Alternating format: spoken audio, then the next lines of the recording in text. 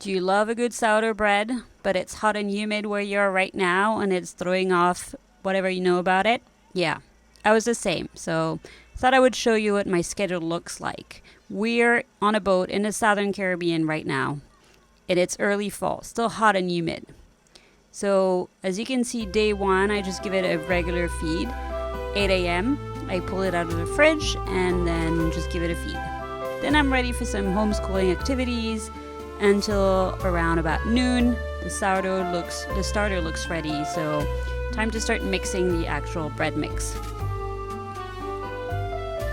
Again, more flour and water, mix it up, and then set it on the counter. Probably time for a good snorkeling because it's really pretty out here, so why not?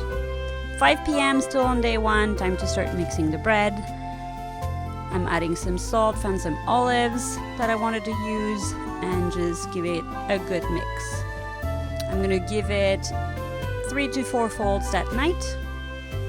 As usual, flip it over, and then I'm gonna set it in the fridge overnight. I promise, even if the fridge is small, it's worth it. Next morning, enjoy coffee with a view, and then it's time to shape the loaves. So I like to divide it in half because that's what I need to do to be able to fit it in my tiny boat oven.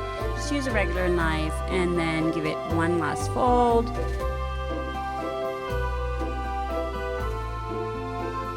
And then shape each loaf.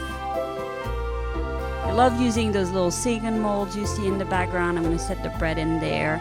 They are both my proofing baskets as well as where I cook the bread, so one less thing is always better on a boat. Here's the 2 loaves ready to bake. They're going back to the fridge.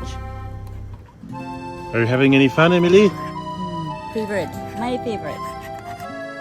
Just before lunch on day 2, I think this was about 11 a.m. The loaves are ready. Time to play oven Tetris in our tiny oven. I just set it at 450 Fahrenheit.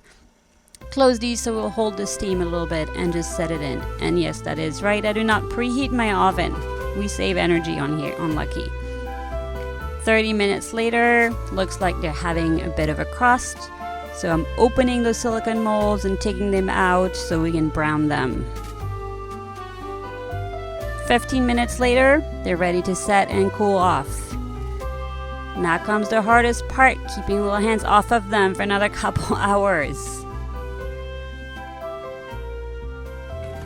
And here you go. Listen to that crust right here on the water.